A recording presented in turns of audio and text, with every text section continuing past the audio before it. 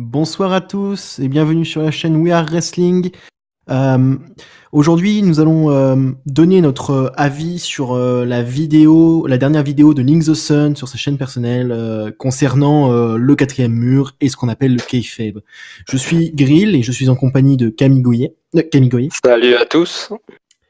de Darda. Salut. Et c'est tout. Bref. Donc, pour commencer, on va faire un petit tour de table, peut-être faire un résumé de la vidéo déjà pour expliquer rapidement.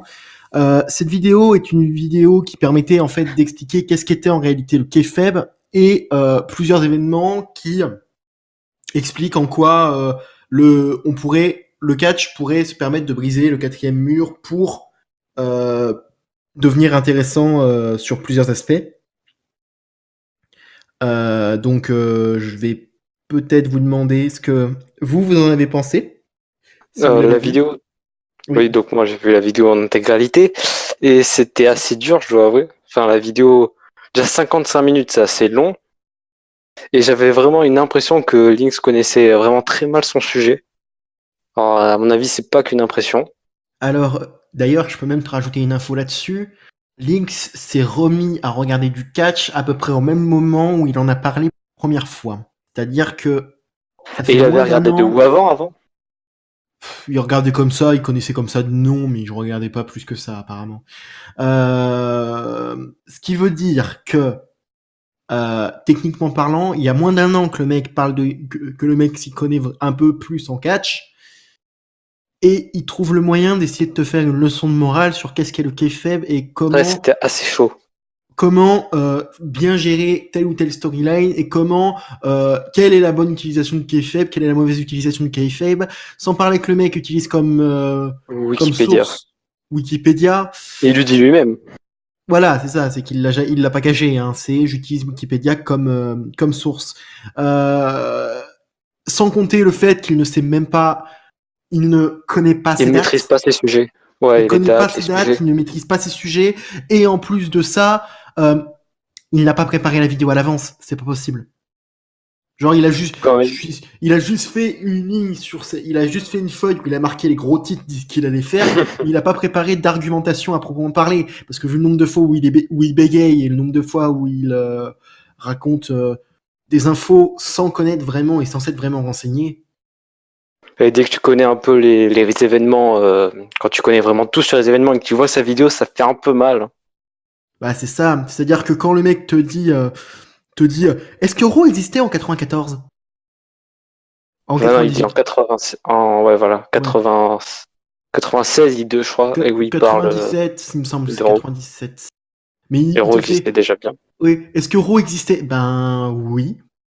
C'est complètement con, mais oui, Raw existait. Bon, ça encore ça va, même si ça montre qu'il maîtrise mal ses sujets. Mais le truc, c'est qu'il l'a fait plein de fois. Il l'a fait plein de fois. Quand il parle du Montreal Screwjob.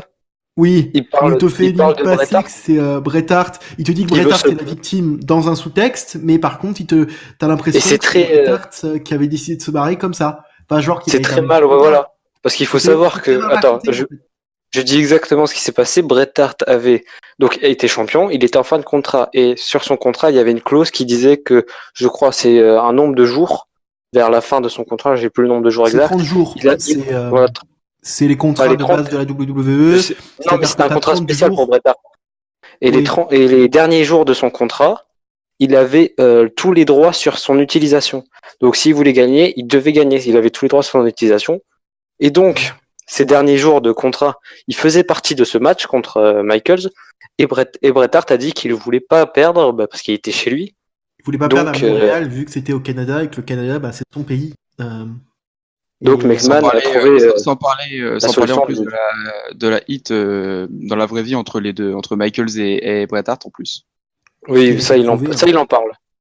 Oui. Et donc il faut très brièvement. Il aurait dû parler du contrat parce que c'est vraiment un pilier d'histoire quoi. Il lui manquait. Si tu comprends pas le Montreal Screwjob sans l'histoire du contrat de Bret Hart. Après, il a très vaguement parlé de la bagarre entre Vince McMahon et Bret Hart, qui était une grosse bagarre. Hein. Oui. Bret Hart et aller, je crois, se doucher. Quand il est sorti de la douche, il a sauté sur McMahon. Ah non, c'est pire que ça. C'est pas ça. McMahon l'a attendu devant la douche.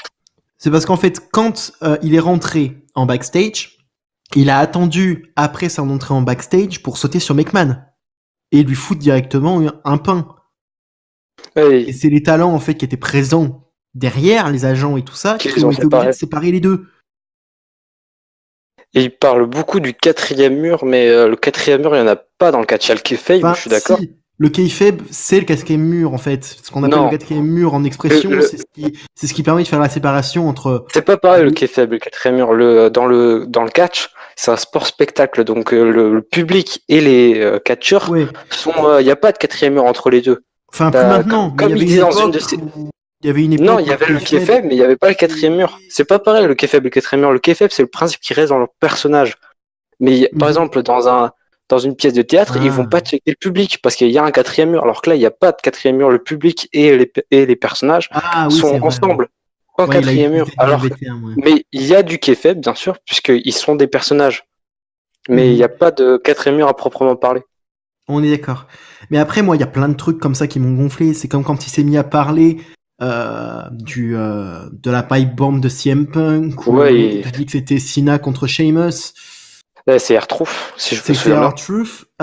C'était R-Truth. En plus, c'était à l'époque où R-Truth était heel et qui venait de perdre 2 semaines avant son match à Capital Punishment.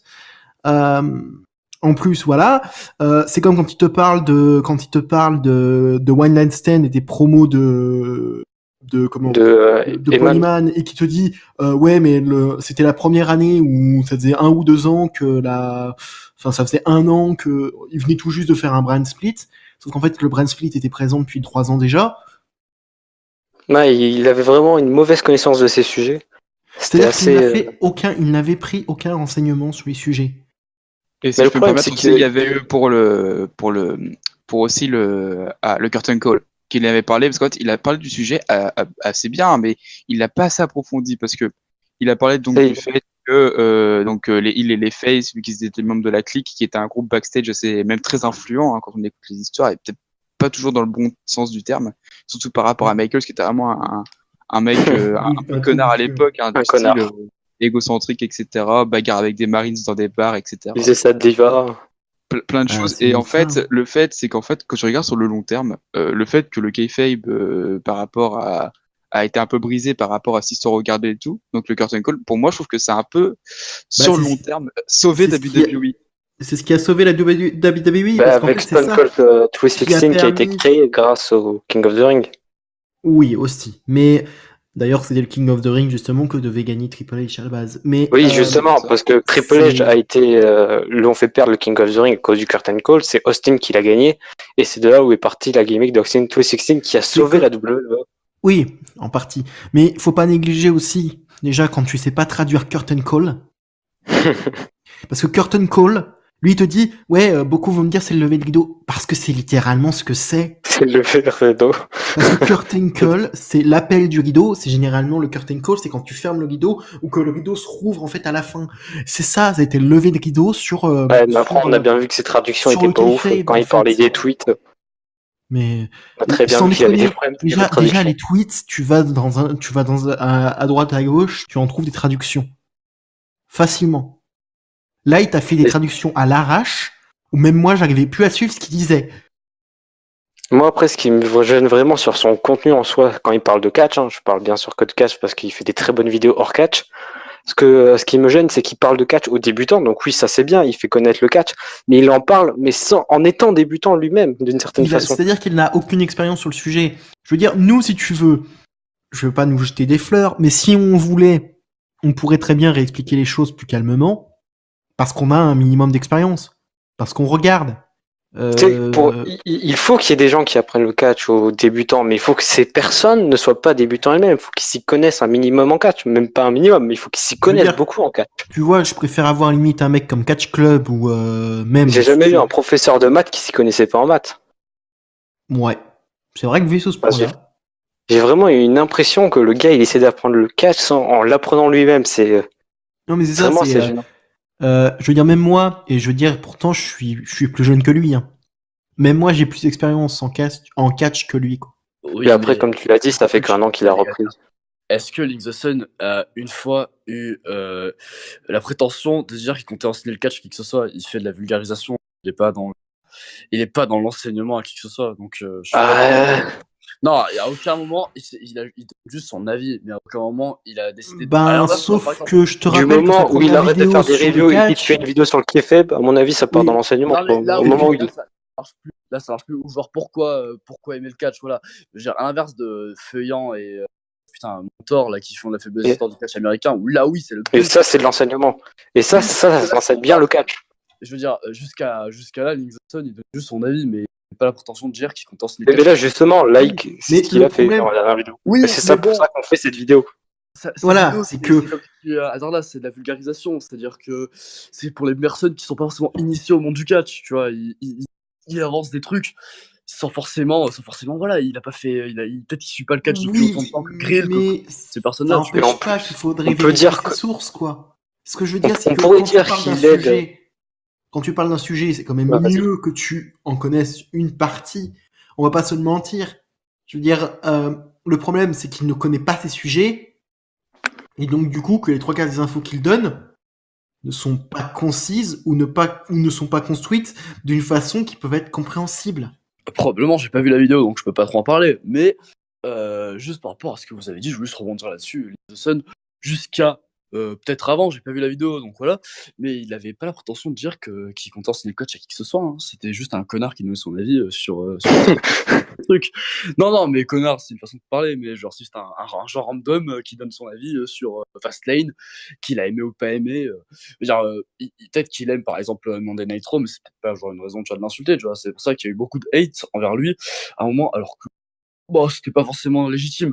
Après, c'est sûr que quand il commence à parler de catch, des fois ça peut devenir gênant parce que voilà, des fois il dit pas forcément des choses pertinentes. Surtout peut-être probablement dans la dernière vidéo là sur le kayfabe, je l'ai pas vu, mais bon, j'attends que vous en parlez de façon plus approfondie pour pouvoir comprendre. Mais jusque là, moi je vois qu'un mec qui aime le catch et qui essaye d'en parler, c'est tout. Après l'avantage c'est qu'il a un public, donc il fait découvrir le catch à d'autres personnes. Bon, après, il fait ça sur chaîne secondaire, c'est pas non plus... Voilà. Après, moi, il y a un autre truc, par contre, qui m'a énervé. C'est que tu vas pas me dire que sur une vidéo comme ça, qui est censée être bourrée d'explications dans un sens, il aurait pas pu faire un effort niveau montage. Je veux dire, même si c'est sa chaîne secondaire. Ah non, mais la vidéo, elle a été faite d'une traite, je crois. Il y a pratiquement... il l'a faite à l'arrache. Pas de coupure. C'est-à-dire qu'il y a tellement pas de coupure que le mec, en plein milieu d'une phrase, il va se couper pour me dire « Ah, changement de batterie !» Je déconne pas, il l'a vraiment fait. Ouais, mais justement. Il a fait une French Wrestling Beast.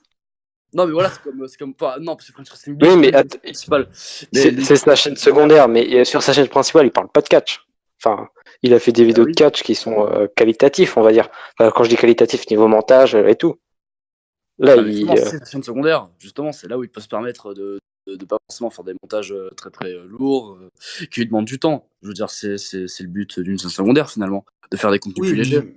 Puis le fait qu'il ne le met pas sur sa chaîne principale, c'est parce que sa chaîne principale a une certaine audience et qu'il se dit qu'il ne veut pas leur imposer de mettre sur du catch tout le temps dessus. C'est pour ça qu'il mix off.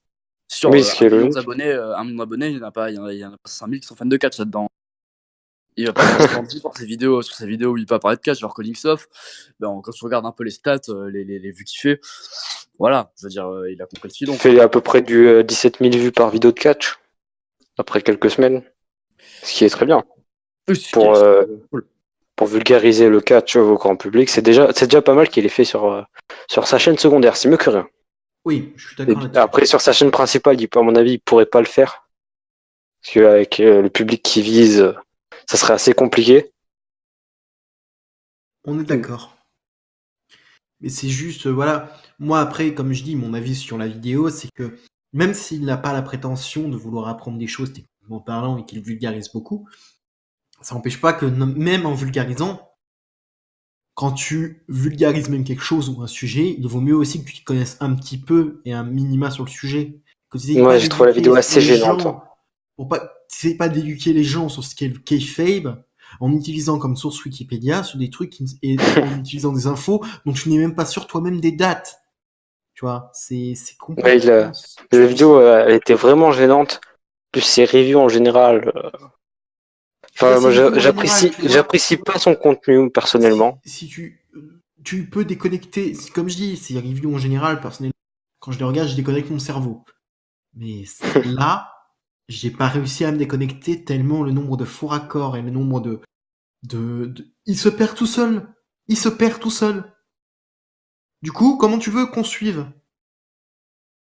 Après, j'ai remarqué qu'il était pas mal fermé au circuit indépendant. Ça, c'est un autre sujet, mais... Oui, mais c'est parce qu'il a connu que la WWE et considère que la WWE, c'est mieux. Bah, en fait, parce que tu sais, il fait souvent des Q&A sur Instagram, c'est il demande aux gens, genre, les 20 questions qui arrivent comme ça dans la nuit, etc. Et il y avait un gars qui avait demandé si il voulait s'ouvrir à New Japan, etc. pour tester. Il avait dit qu'il s'intéressait pas assez au catch pour pouvoir regarder autre chose que WWE. Oui. Ça quoi? Après, il a dit que ça passait pas assez en France ou autre pour pouvoir... Ah ouais. Dans son surtout qu'il a dit qu'il s'intéressait pas assez au catch en général. C'est genre, tu sais, lui, c'est le public lambda de WWE, tu vois. C'est genre... ouais, mais c'est bizarre, quoi. Faut voir des reviews de... Je sais pas, j'aime bien voir des reviews de gens qui sont, on va dire, un peu experts. Quand t'as des vidéos de... Je suis pas d'accord du tout, parce que ça veut rien dire, ça regarder des vidéos d'un mec qui est plus expert parce qu'il regarde du circuit indie, je veux dire, le mec, justement. Mais non, je parle pas du circuit indie, je parle d'expérience en regardant du catch, quoi. Quand tu regardes une vidéo où c'est vidéo de Cessal Catch, où ça fait tous 20 ans qu'ils regardent du catch, t'as un avis, on va dire, plus constructif, plus... Ça voudrait dire que 3CFM sont plus légitimes à ouvrir leur gueule sur le monde du catch que Lynx. Plus légitime, c'est... Non, il a le droit de le faire, mais je veux dire, je trouve que c'est quand même plus intéressant de regarder un 3CFM qu'une vidéo de Lynx. Je suis d'accord avec toi, mais pas pour les mêmes raisons que toi. Je veux dire, 3CFM, il touche des sujets bien plus larges que Link the Sun. Link the Sun, c'est du full WWE. 3CFM. Bah, c'est ce que je dis, c'est en partie ce que je dis. Oui, je sais, mais sauf que c'est. Enfin, je veux dire, oui, Lynx ne regarde pas le circuit indie, mais justement, c'est pas que plus intéressant vu ces vidéos. Il parle que de catch WWE. Mais même, par exemple, on prend le cas de W Fan France, enfin, même si là, ils sont partis un peu n'importe comment, à un moment, ils sortaient beaucoup de vidéos, ils étaient plus ou moins... Enfin, ils connaissaient leur sujet. Ouais, mais ça n'a aucun rapport avec le circuit indie. Mais non, mais je te parle de... Mais non, mais tu me parles que de WWE, je te parle que de WWE. Justement, c'est là où on dit, parce que là, le sujet, apparemment, c'est le fait qu'ils ne s'intéressent pas au circuit indie. Moi, je vois pas le rapport. Je veux dire, il regarde pas le circuit indie. Justement, ça permet de se concentrer plus sur le produit de la WWE. Et comme il fait des vidéos dessus, bah nickel. Je veux dire, finalement. Mais je trouve que c'est vrai qu'actuellement, il n'y a pas vraiment de bonne chaîne qui parle que de WWE exclusivement. Oui, mais après écoute, ce que je vais dire n'engage que moi. Mais après, chacun a son opinion là-dessus. C'est-à-dire que de nos jours, on est dans c'est surtout que c'est pas qu'il peut pas y avoir de bonnes chaînes qui parlent que de WWE, c'est surtout que beaucoup d'entre nous l'ont remarqué, on passe plus de temps à parler quand on parle de WWE, soit on va parler de NXT, soit de NXT UK, soit 205 Live, mais en gros, on va quasiment jamais parler ou dire vraiment que du bien. On va parler beaucoup d'euros, mais pas de bien, pas en bien. Ouais, c'est ça. Et le truc, c'est que c'est soit tu parles des quelques shows qui sont à l'heure actuelle par soit tu parles de show indie. Et c'est pour ça que la WWE, en fait, il n'y a pas de vraie chaîne qui en parle vraiment grandement, parce que après, par exemple, après, si on prend French Wrestling Beast, lui, c'est dur à regarder pour un débutant en catch. Oui, il fait des vidéos d'une heure. Ou enfin pour quelqu'un qui débute en catch, c'est pas la chaîne à recommander. Oui, c'est sûr. Puis le truc avec French Wrestling Beast, c'est que justement, là il y a deux extrêmes. T'as l'extrême Link the Sun qui est le mec lambda qui essaye de montrer des choses à des personnes lambda pour leur faire découvrir quelque chose. Et t'as French Wrestling Beast qui lui est quelqu'un qui s'y connaît un peu en catch, mais qui a aussi fait des entraînements par rapport à ça. Hein. Pour ça, donc tu te dis, c'est pour des personnes plus expérimentées qui s'y connaissent un minima. Oui, enfin c'est des vidéos bien spécifiques, French Wrestling Beast à regarder, c'est pas tout le monde qui va regarder ça. Ouais, et pourtant quand je regarde la fanbase, alors vraiment j'adore Beast, aucune critique sur sa fanbase. Moi aussi. Mais souvent sa fanbase, je veux dire, n'y a pas forcément que des gens qui s'y connaissent là dans le catch. Je veux dire, par rapport à C'est vrai. 3CFM, Mais à mon avis, son pourcentage il a 8000 abonnés, Beast, après. Voilà, non mais oui, c'est sûr que bon, Quand tu vois les 110 000 de Linksoft. Ouais, mais moi je pense plus au public de 3CFM. Je veux dire, 3CFM. Oui, c'est un bon public. Surtout quand tu vas dans leur serveur, c'est des gens qui sont plutôt matures, qui ont une connaissance du catch qui est relativement bonne. Alors que Beast, il y a des gens comme ça, je le dis pas, mais souvent dans les coms, il n'y a pas forcément que des gens qui vraiment seront à fond dans le catch. Oui, je dis pas le contraire. Par contre, les coms de Lynx, c'est un peu triste aussi. Je sais pas, je vais pas voir les commentaires, donc je vais rien juger. J'ai regardé vite fait, on va dire que il n'y a pas vraiment beaucoup de monde qui s'y connaissent en catch. Mais après, ce qui est bien, c'est le but, c'est le but aussi, hein, je veux dire. Ce qui est assez marrant dans les commentaires de Lynx, c'est que t'as des commentaires qui disent moi j'aime pas le catch, mais j'aime bien ta voix ou des trucs comme ça, ça me fait marrer ça. Il y a des gens qui disent juste, je m'intéresse pas seulement au catch, mais juste de temps en temps parler de catch, ça me fait plaisir et ça c'est cool. Pour les mecs, oui, ça fait. C'est ça. Ça donne une visibilité. C'est toujours un point positif. C'est toujours un point positif si tu veux. C'est toujours mais cadeau. Après, on peut pas forcément dire que.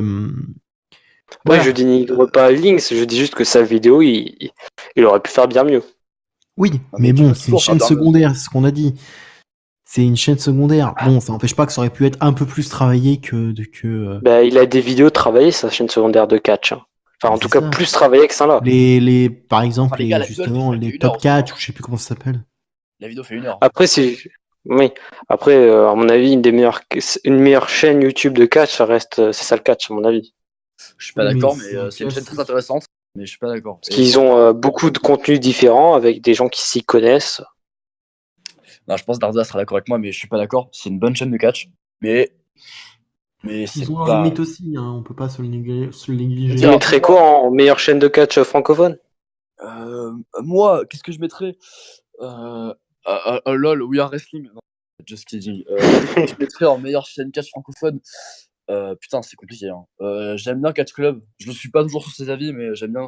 Pareil, son Catch by All, c'est pas mal aussi, mais je le suis pas toujours. Mais c'est pas Catch by All, ça, j'ai lâché, j'apprécie pas trop. Catch Club, j'aime beaucoup aussi. Catch Club, ça peut être pas mal aussi. Monsieur Coty, n'en parlons pas. Je veux dire, non, mais lui, voilà. Mais lui, on peut presque dire que c'est pas un YouTuber catch. Moi, je pense que le YouTuber que je préfère, c'est Beast. Parce qu'il est honnête, même si je trouve que surtout ses interviews avec Taylor et même Marc Mercier, que j'aime pas trop le personnage, mais disons que c'était quand même intéressant. Alors par contre Beast, souvent sur ses vidéos où il fait mon youtubeur préféré catch francophone, c'est aussi Francesco Beast, mais je préfère la chaîne 3CFM en général. Mais sinon, la personne que je préfère dans le YouTube game francophone, c'est Francesco Beast. Et celle que vous aimez le moins, la chaîne que vous... sans forcément partir dans le drama, mais juste une chaîne que vous adhérez pas. Oui. Ouais, j'allais dire, ouais, non, moi c'est pareil, oui, des divisions. Ouais, pareil. C'est vrai que c'est dur à regarder. Hein. J'avais alors, c'était pas pour sur un drama ou quoi que ce soit, mais faire autant d'erreurs dans une vidéo, ça dépasse l'entendement. Je suis très triste. Mais vraiment, faire avec un E, les rageux, les gens. Pragmadox avec 2D. Non, il y a un moment. Il y a un moment où il faut on va rien dire, mais. Le pire étant que c'est dans la même vidéo. Le pire étant que c'est dans la même vidéo et que quand tu lui signales, parce que j'en avais parlé à la personne qui gère cette chaîne, ils te font ah bah tu sais c'est pas ça que je regarde quand je regarde la vidéo. Bah, normalement ça devrait être quand tu regardes une vidéo avant de la poster, normalement tu revérifies toutes les infos. Je fais attention à genre des détails. Je veux dire, moi je regarde la vidéo, ça m'a tapé directement dans l'œil quoi. Qu'est-ce que c'est que ça ? C'est le premier truc que tu vois parce que tu regardes directement le haut de l'écran. Non et puis surtout voilà, tu vas regarder le haut de l'écran. Sur l'écran il est marqué Ric Flair, tu dis Flair quoi. Logique. Ouais, mais même dans toutes ces vidéos, c'est. Par contre, les gars, je raconte éloigné du sujet de base quand même. Hein. Là, on est parti. Non, mais c'est totalement ça. Non, on reste dans le YouTube. On parle juste du YouTube. On élargit le sujet, on va dire. Parce que, par rapport à The Sun, il y a un truc que j'ai remarqué dans la vidéo aussi, du coup, pour revenir sur celle du quatrième mur, Kayfabe, etc. Alors, je sais, tu sais, parce que du coup, pas forcément dans ses vidéos sur Linksoft, mais dans ses vidéos style point culture, etc. Il dit beaucoup de ce qu'il ressent lui-même et ce qui est bien du coup parce que tu sais avoir un avis personnel en plus d'une vidéo c'est pas mal, ça fait un côté moins robotique plus humain tu vois et tu sais tu sais donc que The Sun donc tu sais c'est donc il est vegan etc c'est aussi féministe et en fait genre j'ai remarqué dans la vidéo quand il parlait au moment du kayfabe par rapport à l'histoire à Lita et Edge et Matt Hardy Et en fait, il disait genre à un moment, Lita qui jouait le rôle de la grosse salope, un truc comme ça. Je m'excuse, hein, mais c'est comme ça qu'il a sorti, du coup, voilà.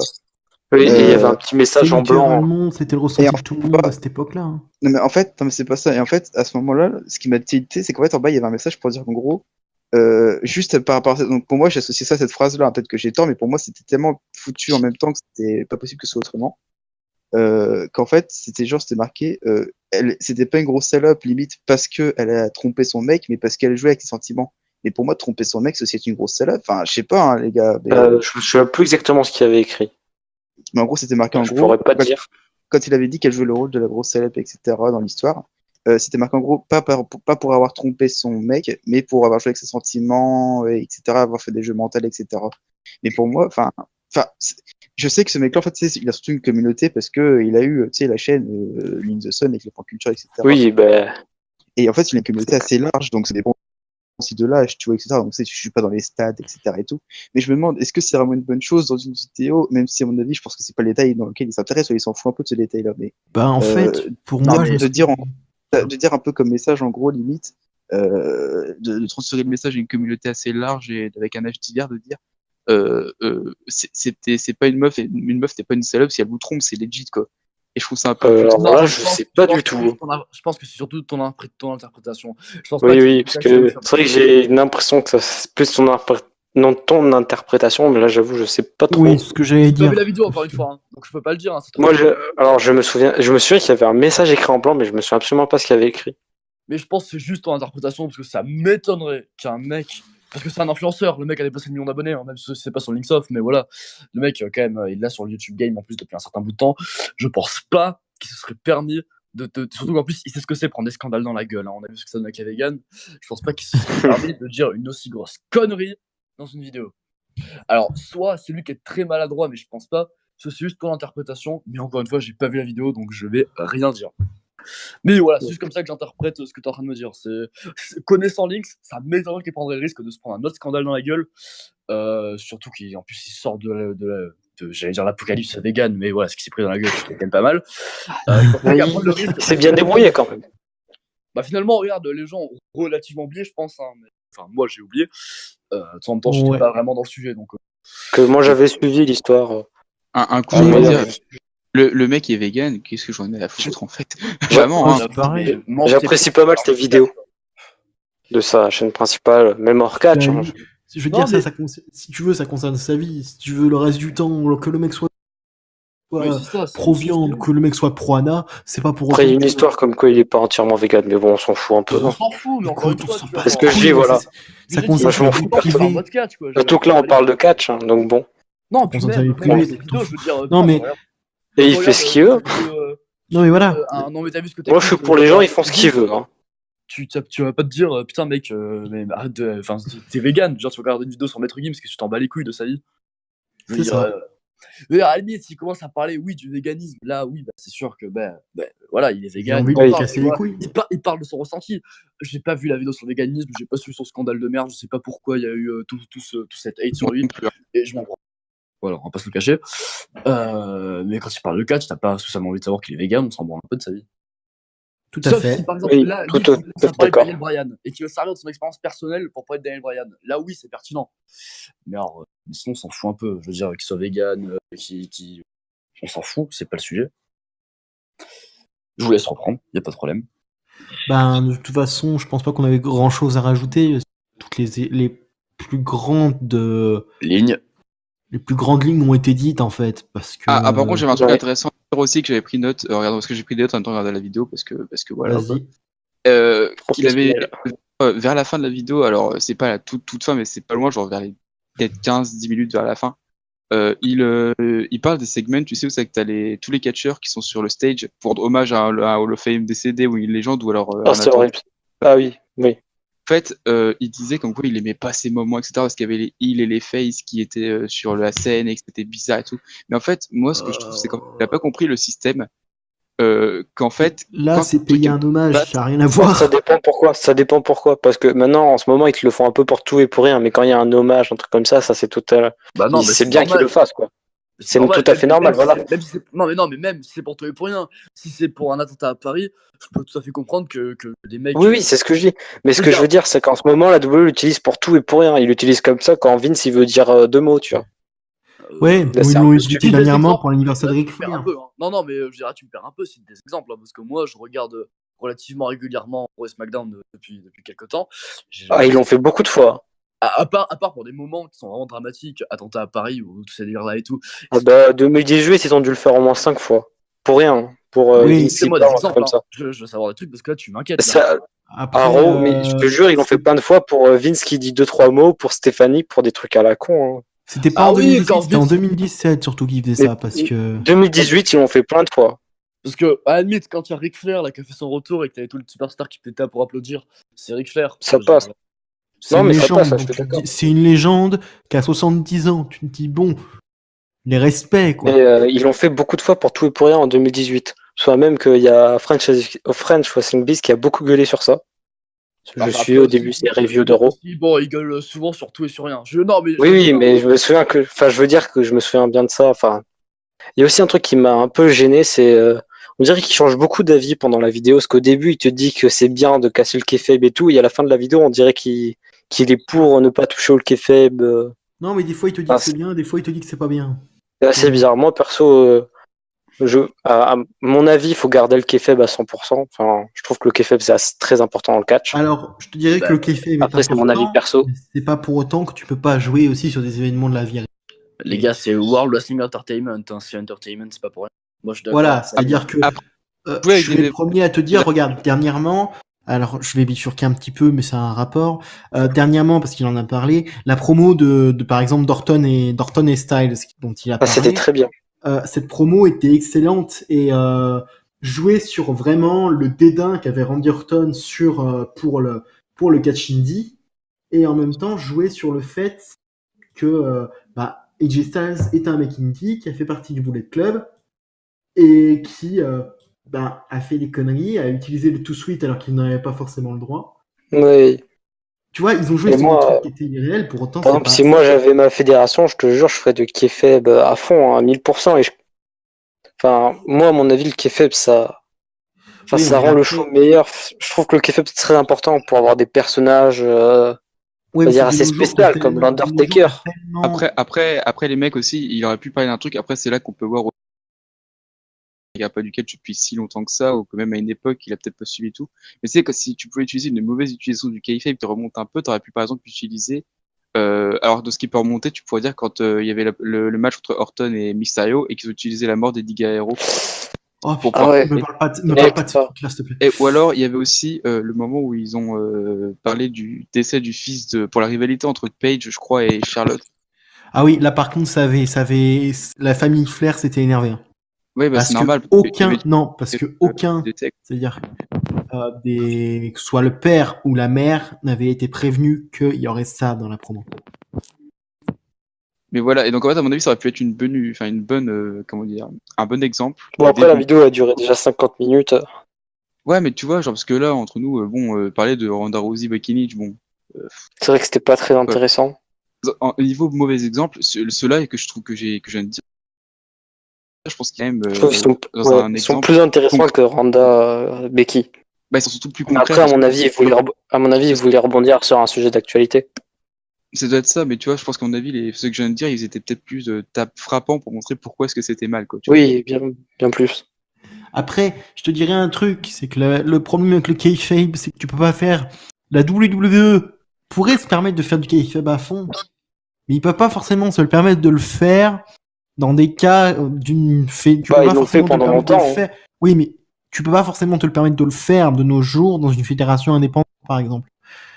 Dans le sens où les fédés indépendantes sont basées sur mais les fédés indépendantes, c'est assez chaud de faire du kayfabe à fond. Voilà, c'est ça. La WWE la WWE peut se le permettre, à mon avis. Enfin, ils l'ont fait, et s'ils l'ont arrêté, c'est pour une raison toute conne. Ils l'ont fait pendant pratiquement tout le temps. Ils l'ont arrêté de faire du kayfabe à fond, ils l'ont arrêté il y a pas si longtemps que ça. Oui, mais ils ont arrêté en fait quand tout le monde a commencé à partir en steak, quand il y a eu justement Balor qui est arrivé, quand t'as eu Joe qui est arrivé, quand t'as eu Styles qui est arrivé. C'est vrai, quand tu ramènes tous les gars de l'indie, c'est chaud de continuer à faire du Où ils ont commencé, en fait, t'as tous les fans qui sont en mode ouais, mais ils sont des l'indie, donc laissez-les faire comme ils faisaient avant. Et c'est ça, en fait, qui a mis fin au kayfabe à la WWE, c'est qu'on on a demandé tellement de la WWE qu'ils fassent comme les autres fédérations, que à force, il n'y a plus de kayfabe. Après, le kayfabe, je trouve vraiment c'est un atout qu'il faut pas le perdre. La du kayfabe, pour moi, à mon avis, c'est surtout, alors c'est con à dire, mais c'est par rapport à Internet, parce que maintenant, t'as plus une info qui passe sans que ça circule partout sur Internet. C'est chaud. Oui, il y a ça aussi. Mais même à une époque où t'avais Internet, je veux dire, l'époque 2006, 2004-2006, t'avais déjà Internet. Il y avait des gens qui savaient, par exemple, que Lesnar allait se barrer, que Goldberg allait se barrer. Certes, mais ils peuvent visiter Internet, justement. Mais c'est pas tout le monde qui a, tu vois, c'est pas pour autant qu'il y en a pas qui ont profité. Mais justement, ils peuvent utiliser les réseaux sociaux et tout pour continuer leur personnage, tu vas faire une extension de leur personnage. Oui, sauf qu'ils le faisaient à une époque, ils le font plus pour une raison toute conne. Par exemple, je me souviens, il y avait un combat, il y avait une rivalité entre Braun Strowman et Roman Reigns. Les gars, ils avaient fait un selfie et tout, ils l'avaient posté sur Internet où ils étaient tout contents, les deux, l'un à côté de l'autre. Enfin, voilà, quoi. Oui, mais après, ça, tu vois, c'est... Moi, j'aime pas ça, personne. Sur certaines optiques, moi, je te dirais que je peux comprendre que tu peux pas forcer quelqu'un. C'est-à-dire que je parle de l'optique que... Non, mais je t'explique ce que je veux te dire.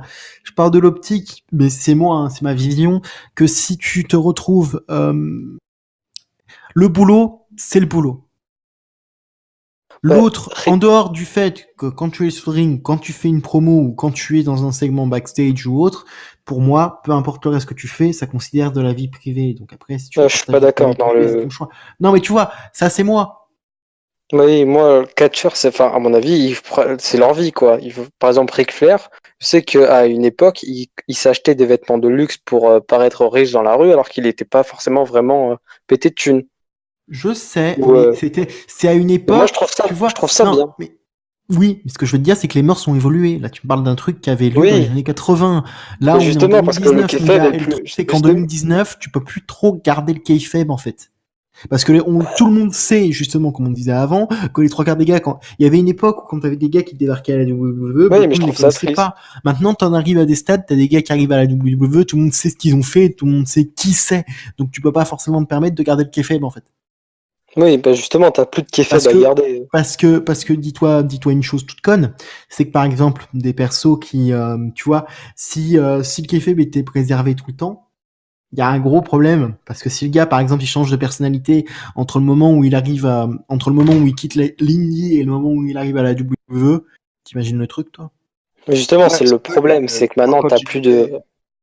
Comme tu disais, maintenant, avant qu'ils arrivent, tout le monde sait qui ils sont et tout, je pense pas que ce soit vraiment une mauvaise chose, parce que par exemple, regarde, pour Dragunov, qui va arriver à NXT UK incessamment sous peu, du coup.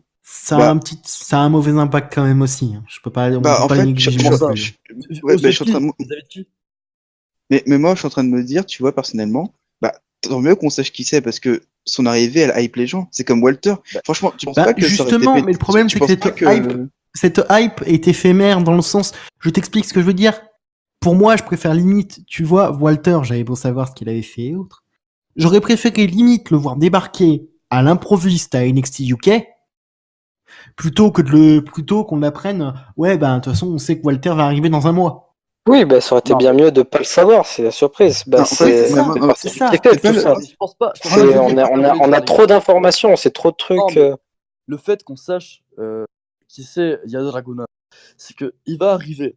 Ok, admettons qu'on sache pas qui c'est, que ce soit un genre d'homme, que personne n'ait su qu'il allait arriver et tout. Ok, on le connaît pas. Il arrive, on regarde physiquement à quoi il ressemble. Juste là, juste regarde. Non, mais connaître qui c'est, je veux dire, pas savoir quand il arrive, pas savoir qu'il arrive.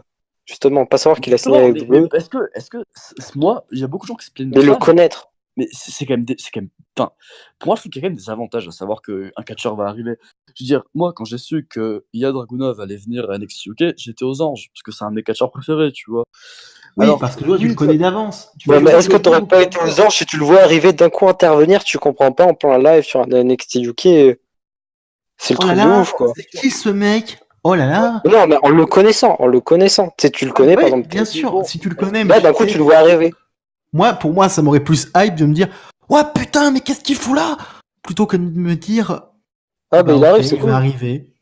Après, bon, il y a toujours la hype, puisqu'on sait pas quand il va arriver ni rien, et je suis hype qu'il arrive de base, mais à mon avis, ça m'aurait fait plus plaisir de pas savoir qu'il arrive, et de le ça, voir selon vous, arriver d'un coup. Selon vous, c'est en train Mais de bon, tuer ça, c'est plus possible. ce truc-là, le principe de catch news. C'est vous pensez comme c'était de nom, mais vous avez forcément compris, Jim Cornette, tous ces mecs-là, que ça, c'est en train de tuer le catch. Genre le fait qu'on sache les news. On est d'accord. On est d'accord. Bah, ça fait mal au catch. Moi, tu vois, comparé à toi, je vais les dire les noms. Dave Meltzer et tout ça. Hein, D'ailleurs, il y a des mecs qui l'ont toujours dit ça. Des mecs genre Jim Cornette et tout ça. Donc des mecs qui sont dans le business depuis quand même des années et des années. Après, entre nous, je pense pas que Jim Cornette pas. Après, est-ce que ça rend des références? Désolé. Parce que Jim Cornette, pour lui, le comedy wrestling tue le catch. Alors pour lui, tout tue le catch tant que c'est pas sérieux et que c'est pas Oui, j'avoue. Bah après, dans un sens. Après, toutes ces informations, ça tue pas le catch, ça tue le kayfabe. Ça tue pas le catch, ça tue le kayfabe. À mon avis, toutes ces informations, toutes ces news, on sait beaucoup de choses. Après, c'est tu sais un mal pour un bien, d'une certaine façon. Je veux dire, moi, je me rappelle l'époque où ce qui m'avait plu sur l'arrivée des AJ Styles, c'est justement que il y avait des suppositions, mais on n'en savait pas plus que ça. Tu vois, oui, ça reste.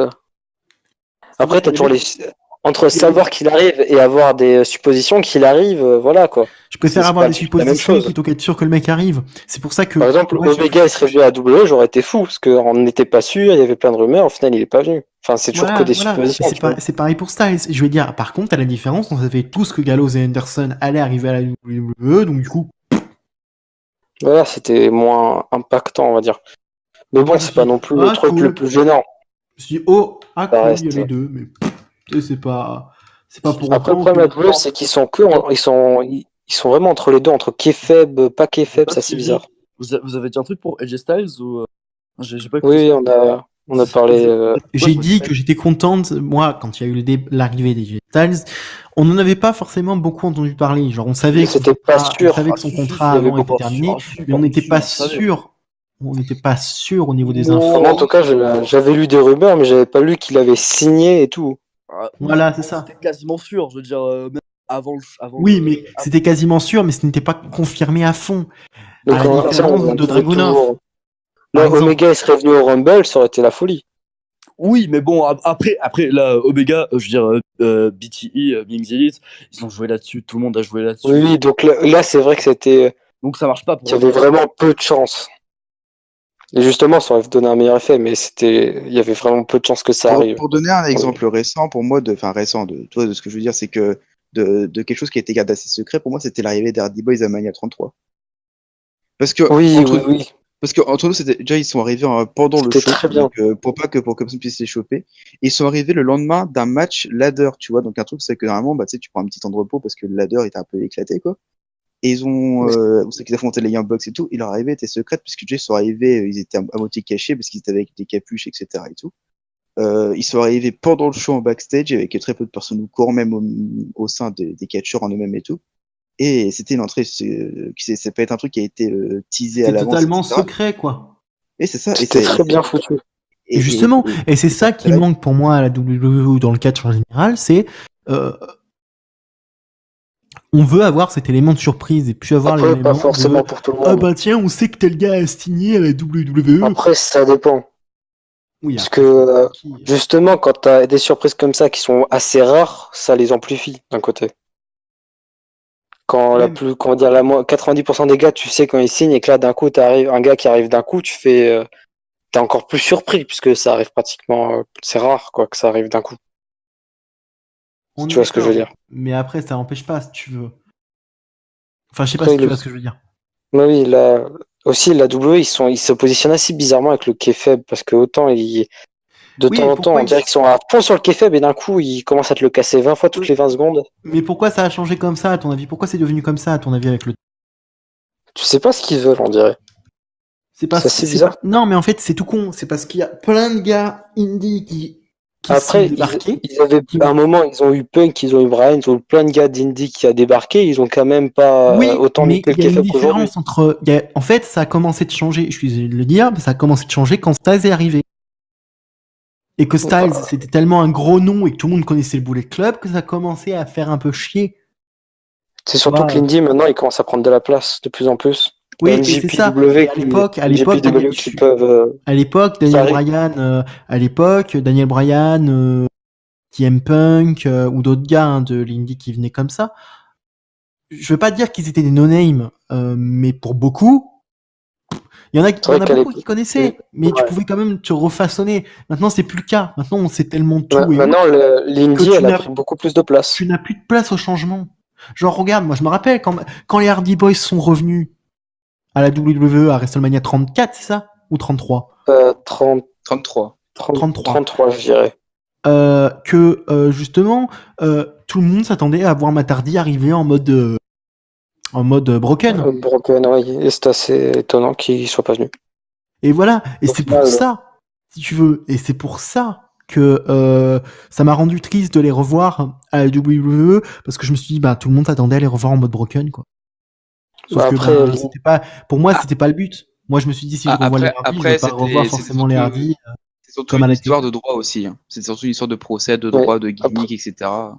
Non, mais après, ce que je veux dire, c'est que l'indie, maintenant, ils prennent de plus en plus de place. Quand tu vois que la NJPW arrive à te payer Okada 2 millions par an, tu vois que c'est plus vraiment de l'indie. Ouais, encore, la n'a jamais été réellement de l'indie. Oui, mais justement, de plus en plus, actuellement, elles s'en séparent de l'indie. Ouais. Ça devient vraiment une grosse fédération. L'indie prend de plus en plus de place dans le monde du catch. Les catcheurs indie vendent de plus en plus de t-shirts. Maintenant, ils arrivent à en vivre plus facilement qu'avant. Enfin, la WWE, il y a de plus en plus de catcheurs qui viennent à la WWE qui sont déjà très connus et qui sont déjà très populaires. Donc, ça, comme tu disais, c'est chaud pour le kayfabe. Alors que, comme tu disais, Brian et tout, quand ils sont arrivés, c'était pas des no-name. C'était connu, mais ça s'arrêtait là. Je trouve que ça s'est beaucoup amplifié en peu d'années. Oui, c'est ça. C'est que ça a amplifié chez les fans de WWE aussi. Ça a commencé ils connaissent de plus en plus l'indie. En 4-5 ans, ça s'est tellement démocratisé que tout le monde connaît l'indie. Mais si justement, maintenant, ça réduit l'évolution. C'est-à-dire que la WWE, qui était connue à une époque pour créer que du kayfabe avec ses propres gimmicks et tout, maintenant, ça se fait presque plus parce que, les trois quarts des personnes connaissent les personnes qui arrivent venant de l'indie et veulent que ces personnes gardent les mêmes gimmicks ou les mêmes comportements. Ce qui rend les personnages, je trouve, moins intéressants qu'avec du kayfabe à Burn. Je veux dire, tu vois, par exemple, je kiffe Adam Cole. Mais quand il est arrivé à NXT, beaucoup savaient qu'il allait venir déjà de 1. Et de 2, il a gardé la même gimmick que quand il était en indie. Oui, mais après, il n'y a pas les mêmes gimmicks en indie. Enfin, la WWE arrive à te créer des gimmicks assez extravagants. Ce que je veux dire, c'est que, quoique l'indie aussi, mais c'est pas souvent ceux qui marchent. Tu vois, pas ceux qui marchent à la WWE, c'est justement que NXT a gardé ce côté indie que tout le monde veut voir. Tu vois, il y a un certain kayfabe à NXT. Oui, il y a un certain kayfabe, mais en restant dans l'indie. Tu vois, ils ont gardé l'aspect indie, ce que n'a pas le main roster, et c'est ce qui énerve les gens des fois pour beaucoup. Le main roster, la NXT, ils arrivent à te mélanger l'indie, le kayfabe, je trouve. Oui, c'est ça. Mais encore, ils le mélangent pas tant que ça, parce qu'il y a plus d'indie que de kayfabe. Hein. Oui, mais il y a plus de kayfabe qu'au main roster. Au main roster, ça dépend des fois encore, c'est ce que je te dirais. Ça dépend des personnages. Au main roster, quand tu vois qu'en 2 shows, ils te l'ont cassé 4 fois, le kayfabe, la NXT, ils te le cassent pas, le kayfabe. C'est-à-dire qu'ils se sont obligés un peu de sortir des infos juste parce que ça leur faisait un coup de pub supplémentaire. Je veux dire, pour le coup de Ambrose qui se barre, le fait qu'ils en aient parlé à Fastlane, c'était fait exprès pour dire, regardez, il se barre. Le kayfabe NXT, il est pas monstrueux, mais il est pas cassé, il est protégé. Ça dépend encore. Hein. Tu vois, c'est ce que je te dirais, ça dépend encore, parce que il est protégé sur certains aspects, mais pas sur d'autres. Hein. Le kayfabe, il se fait, je vois pas un exemple où il se fait casser à la NXT. Hein. Je trouve qu'il est assez protégé. Enfin, tu vois les personnages. Enfin, moi je trouve que ça arrive bien à relier les deux. Il a été cassé 2-3 fois quand même. Oui, après c'est pas comme la que ce soit sur d'avant. Le fait, par exemple, le départ d'Asuka de NXT, que ce soit pas la blessure d'Alistair Black, parce que ça, ils sont vraiment restés dans le kayfabe. Ah, mais là, le kayfabe, par exemple, ça, c'était magnifique. Alistair Black. Ce qui va se passer mercredi avec Gargano qui récupère qui perd son titre, pas Gargano, Ciampa qui perd son titre et que c'est Triple H qui va là-bas, ils vont être obligés de briser le kayfabe. Oui, bon après, c'est des trucs d'urgence, tu vois. Quand Gargano, Ciampa, il se blesse au dernier moment, c'est un peu, parce que, justement, un peu dommage. Mais par exemple, quand tu prends le cas d'Alistair Black, c'était magnifique ce qu'ils ont fait avec le kayfabe, se faire attaquer, faire une enquête. Oui, pour le kayfabe, c'était parfait. Ils savaient que ça allait être une blessure sur le court terme. Le problème sur ça, c'est qu'ils savaient que ça allait être une blessure sur le court terme et non pas une blessure sur le long terme. Ça aurait été une blessure sur le long terme, ils ne se seraient pas fait autant chier. Mais pour moi, ils devraient faire ça à chaque blessure. Enfin, pas faire le même scénario, mais faire le problème, expliquer d'une façon ou d'une autre chaque blessure. Le problème, c'est que faire ça à chaque blessure, il y a un souci qui me vient, et ça me vient à l'époque. La WWE était tout le temps kayfabe, c'était, comment ça s'appelle? La Nexus. Genre, c'était pas à l'époque où c'était pour kayfabe, mais bon. Si, c'était à l'époque où il y avait quand même beaucoup de kayfabe. Oui. En fait, tous les mecs de la Nexus qui se sont retrouvés blessés, on a ou viré, ou pour X ou Y raison, se sont fait, soi-disant, supprimer de l'équipe, expulser de l'équipe en mode lambda. C'est-à-dire, moi, je me rappelle, Daniel Bryan, quand il s'est barré, ils ont dit que voilà, il avait eu des remords. Quand Michael Tarver... Après, je me suis mal exprimé. Ce que je veux dire, c'est que quand je disais toutes les blessures, je voulais... les personnages qui doivent être expliqués. Par exemple, si demain, t'as Rollins, il se blesse et il peut pas être à Mania, ça serait bien qu'il y ait, par exemple, un angle où t'as Lesnar qui l'explose, ou je sais pas. Enfin, que ça soit pas juste une blessure... Mais par exemple, si c'est un jobber qui se blesse, on n'a pas vraiment besoin de faire tout un scénario pour l'expliquer. Non, mais après, voilà. Mais après, ça dépend aussi, parce que... c'est ce que et après, faut que ça soit bien expliqué aussi, après. Oui, c'est surtout ça. Pour moi, c'est surtout ça le truc. Parce que l'explication, c'est bien. Qu'il le fasse. Enfin, qu'il l'explique bien, en tout cas. Ça rendrait le kayfabe... ça augmenterait le kayfabe et ça rendrait les shows plus intéressants. Enfin, je les préfère. En fait, ça les rendrait plus intéressants. Sauf t'aurais toujours les abrutis comme alors qui te disent ouais, Balor devrait être champion parce que Indy. Si tu veux, le problème c'est là, c'est que en fait, au bout du compte, on va essayer de rendre. On peut pas. En fait, ils essaient de rendre drôle les deux styles de fans. Et c'est ça le problème.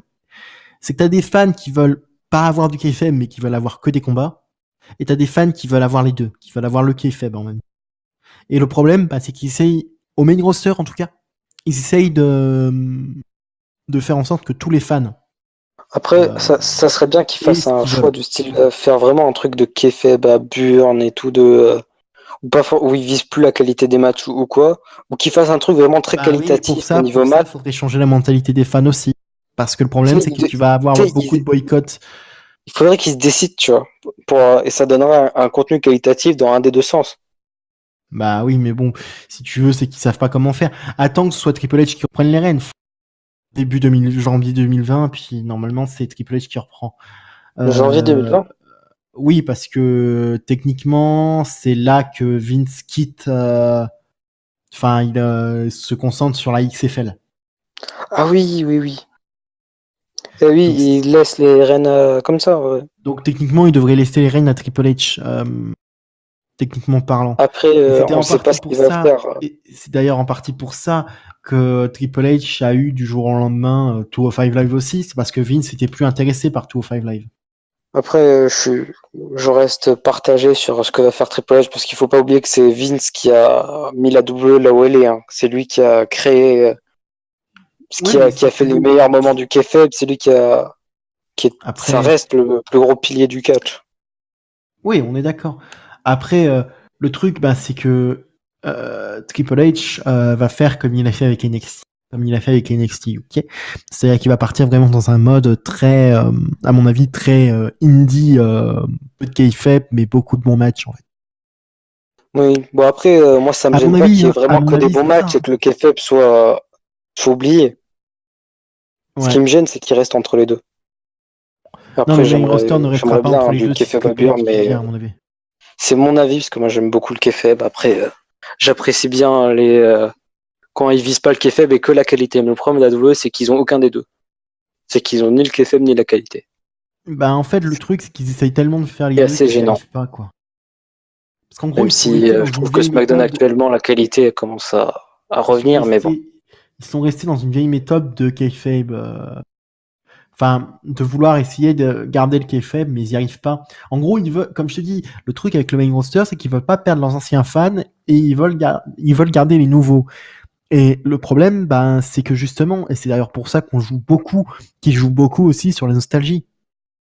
Nous faire revenir des vieilles stars ou autres. Tellement. C'est pour garder les anciens fans. Ouais, mais regardez, on a toujours Beth Phoenix. Non, mais c'est vrai. C'est typiquement le choix totalement. Et c'est surtout c'est un autre sujet, mais ils n'arrivent plus à recréer des stars, donc en faire revenir, ça fait toujours des ventes. C'est pas, oui, et puis. Je veux dire, ils n'arrivent plus à créer de stars. Le problème, c'est impressionnant. Ils peuvent plus en créer pour une raison toute conne. Toutes les stars, à l'époque, ils ont réussi à créer son Steve Austin ou The Rock. Pourquoi, à ton avis? Parce que c'était une époque où justement t'avais pas internet, t'avais pas ce que le gars faisait à autre part. Le kayfabe, ça les a. Puis après, les kayfabe, les a. Après, même aujourd'hui, on peut créer des stars. Si tu vois Kenny Omega, il serait allé à la WWE. Enfin, le gars, c'est une star. Oui, mais ça n'a rien à voir. Ce que je veux dire, c'est que de nos jours, Kenny Omega serait arrivé à la WWE. Et il arrive à WWE. Il arrive à la WWE et ils en font une star, ils font gagner le Rumble face à Lesnar et tout. Non, mais même, à mon avis, ça sera une star énorme. C'est pas pour autant qu'il sera une star énorme. Parce que là, justement. À mon avis. Non, mais laisse-moi finir. Laisse-moi t'expliquer. C'est ton âme, justement, de fan de l'indie qui parle de ça. Tu vois ce que je sais pas si tu vas comprendre ce que je veux dire. Oui. Mais en fait, c'est le fait que tu aies vu ce qu'il a fait avant qui te permet de dire que le gars ferait bien à la WWE et serait une véritable star. Et c'est justement ça qui est le problème de nos jours avec les fans de nos jours, c'est que justement, ils se basent sur ce qui s'est passé dans d'autres fédérations pour se faire un avis sur le catcheur, sans lui laisser la moindre chance et laisser la moindre chance à la WWE d'essayer de faire différemment. Mais ce que je voulais dire, c'est que créer une star, c'est possible. Aujourd'hui, ils peuvent en créer. Mais si on prend l'exemple de l'UFC, Conor McGregor, parce que je trouve que l'UFC est assez ressemblant au catch d'une certaine façon, mais il y a une différence quand même, une grosse différence. Mais ce que je veux dire, c'est que pour moi, ce qui me pose sérieusement souci, c'est le fait que si la WWE, si tu veux que la WWE se crée des stars, il faut que les fans arrêtent de vouloir leur mettre des limites. Et même, j'y pense un peu, mais ils ont créé une star, ils ont créé Becky Lynch, mais ils l'ont détruite aussi vite qu'ils l'ont créée. C'est pas qu'ils l'ont détruite aussi vite qu'ils l'ont créée, c'est surtout que les fans ont perdu facilement de l'intérêt aussi. Ils ont perdu de l'intérêt à cause du booking. Parce que parce qu'elle a duré un moment avant de commencer à perdre l'intérêt, parce que on avait envie de la supporter, quoi. Mais après, quand tu vois ce qu'ils lui font faire, c'est c'est chaud. Et après, il y a autre chose, parce que tu m'as pas, à chaque fois tu me coupes, tu me laisses pas finir. Mais ce qui ne va pas pour moi, c'est le fait qu'il faut que les fans aussi arrêtent de demander de mettre des limites. Quand je vois les fans, moi je me rappelle toujours quand Finn Balor est arrivé à la WWE. Ça a été tout de suite, quand Finn Balor en fait a perdu son titre Universal à cause d'une blessure, ça a été tout de suite, redonnez-lui le titre, voilà, il le mérite, ce qu'il a fait à la New Jap. Mais quand tu essayes d'expliquer aux gens, mais on n'est pas à la New Jap en fait. C'est-à-dire que les gens sont bloqués dans un espèce de paradoxe spatio-temporel où il faudrait que la WWE utilise ce qu'a fait le catcheur dans d'autres fédérations dans leur matos à eux. Ce qui n'est pas le cas. La WWE n'est pas la NJPW ou la ROH. Mais si demain c'est la WWE, tu vois ce que je veux dire? Oui, je vois, mais si demain la WWE signe Okada, ils vont pas te le faire jobber contre Elias. Non, il y a un moment, faut quand même. Mais après, il faut quand même s'assurer que Okada aussi savent parler bien anglais correctement. Non, mais je veux dire, c'est un exemple par rapport à sa crédibilité dans le circuit indépendant. Okada, c'est le catcheur indépendant le mieux payé. J'aurais pu prendre Kenny Omega, par exemple. Moi, je me rappelle des gens qui ont dit « Ouais, mais ils ont maltraité Kenta. » Sauf que Kenta, en fait, c'est pas la faute de la WWE en soi. Ce qui est arrivé à Kenta. Non, mais Kenta, c'était pas non plus Omega. Oui, mais bon, il était quand même. Il s'est blessé, il s'est assez vite blessé. Il y a aussi c'était un plein d'autres facteurs. C'était quand même un big draw lié à. Oui, mais il y a eu plusieurs facteurs de blessures et de.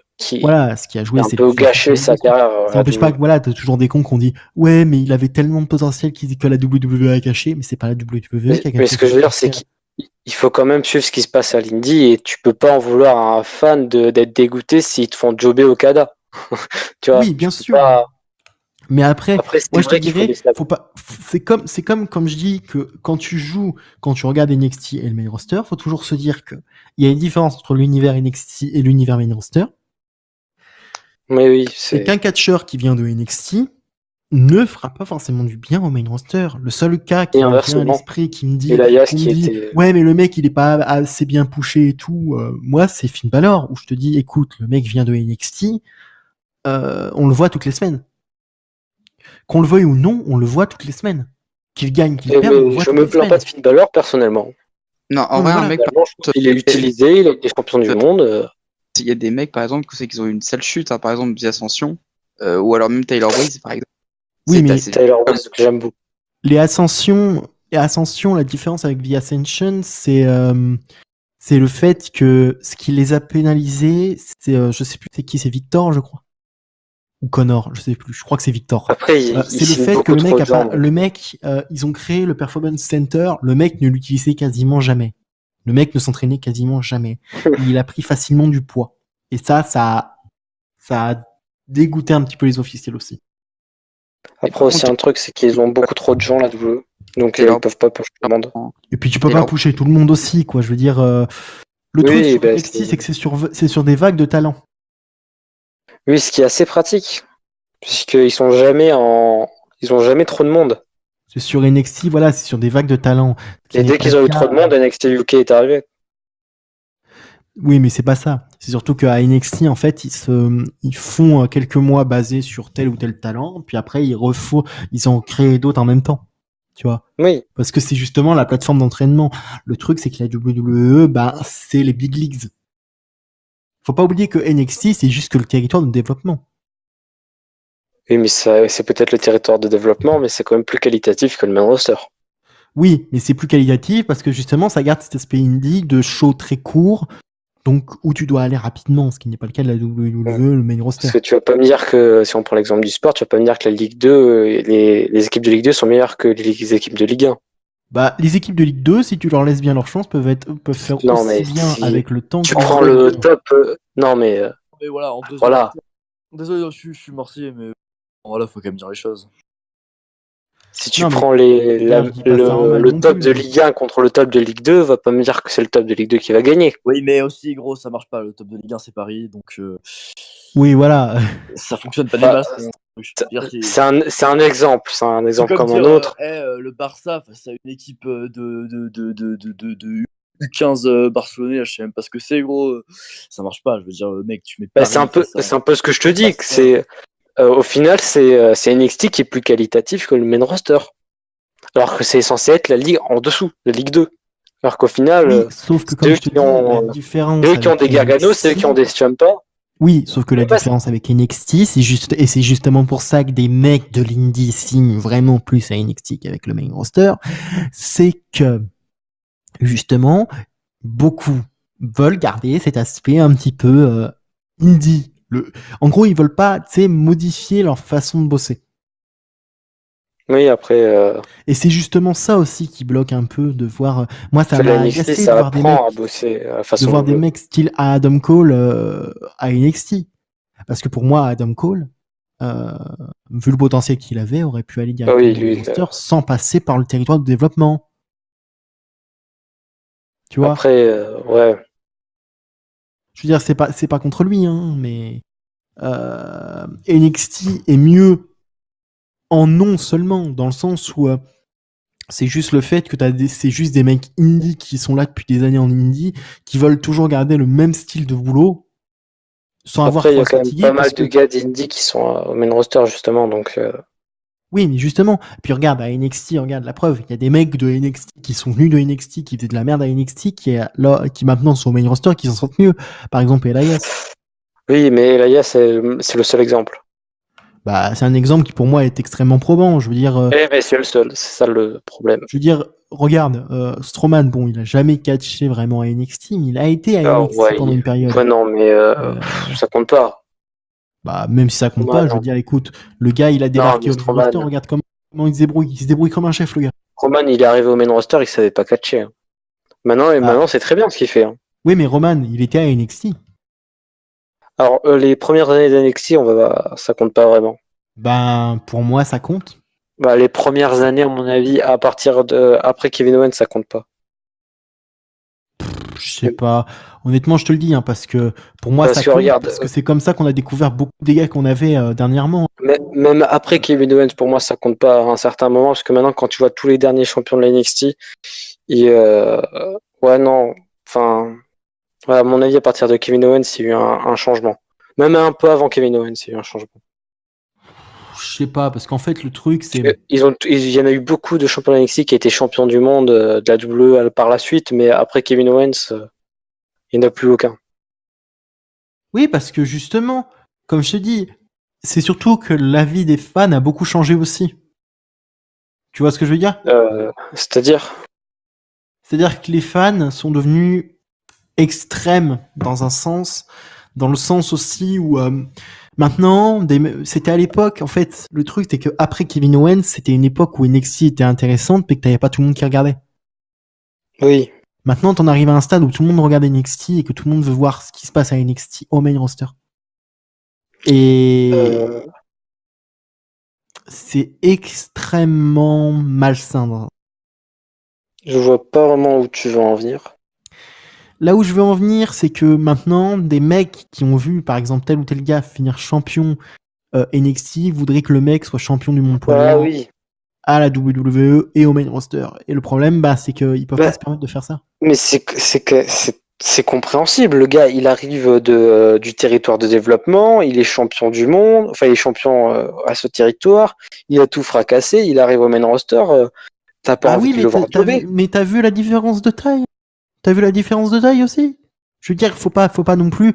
C'est justement, maintenant que c'est regardé. Si ça avec chaque NXT call-up, tu t'en sortirais plus dans les storytelling. Mais non, mais justement, maintenant que c'est regardé, tu vois, justement, il y a de plus en plus de gens qui voient NXT, il y a de plus en plus de gens qui veulent voir leur gars d'NXT aller plus loin dans le main roster.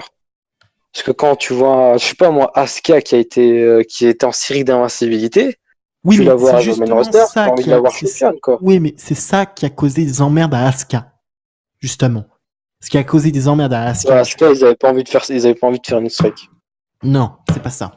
Ce qui a causé des ennuis à Asuka, c'est qu'ils auraient jamais dû faire le streak. Ils auraient jamais dû le faire.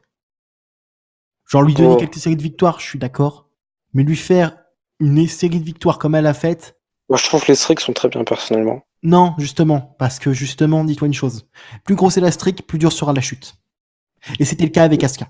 Non, mais Asuka, c'est des loupés de booking.